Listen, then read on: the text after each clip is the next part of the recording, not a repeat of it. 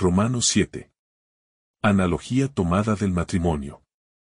¿Acaso ignoráis, hermanos, pues hablo con los que conocen la ley, que la ley se enseñorea del hombre entre tanto que éste vive?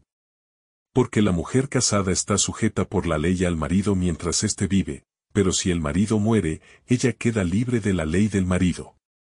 Así que, si en vida del marido se uniere a otro varón, será llamada adúltera, pero si su marido muriere, es libre de esa ley, de tal manera que si se uniere a otro marido, no será adúltera. Así también vosotros, hermanos míos, habéis muerto a la ley mediante el cuerpo de Cristo, para que seáis de otro, del que resucitó de los muertos, a fin de que llevemos fruto para Dios.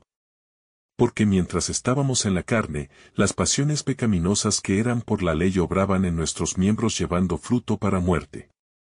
Pero ahora estamos libres de la ley, por haber muerto para aquella en que estábamos sujetos, de modo que sirvamos bajo el régimen nuevo del Espíritu y no bajo el régimen viejo de la letra. El pecado que mora en mí. ¿Qué diremos, pues? ¿La ley es pecado? En ninguna manera, pero yo no conocí el pecado sino por la ley, porque tampoco conociera la codicia, si la ley no dijera, no codiciarás. Mas el pecado, tomando ocasión por el mandamiento, produjo en mí toda codicia, porque sin la ley el pecado está muerto.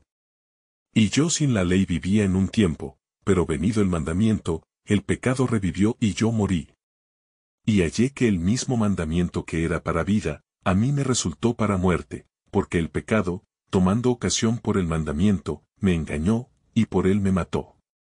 De manera que la ley a la verdad es santa, y el mandamiento santo, justo y bueno. Luego lo que es bueno, ¿vino a ser muerte para mí? En ninguna manera, sino que el pecado, para mostrarse pecado, produjo en mí la muerte por medio de lo que es bueno, a fin de que por el mandamiento el pecado llegase a ser sobremanera pecaminoso.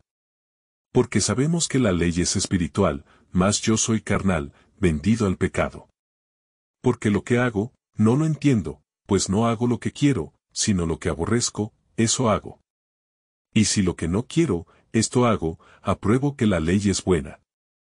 De manera que ya no soy yo quien hace aquello, sino el pecado que mora en mí. Y yo sé que en mí, esto es, en mi carne, no mora el bien, porque el querer el bien está en mí, pero no el hacerlo.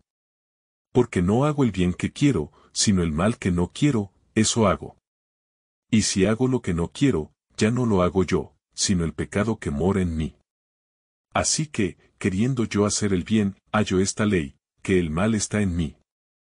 Porque según el hombre interior, me deleito en la ley de Dios, pero veo otra ley en mis miembros, que se rebela contra la ley de mi mente, y que me lleva cautivo a la ley del pecado que está en mis miembros. Miserable de mí, ¿quién me librará de este cuerpo de muerte? Gracias doy a Dios, por Jesucristo Señor nuestro. Así que, yo mismo con la mente sirvo a la ley de Dios, mas con la carne a la ley del pecado.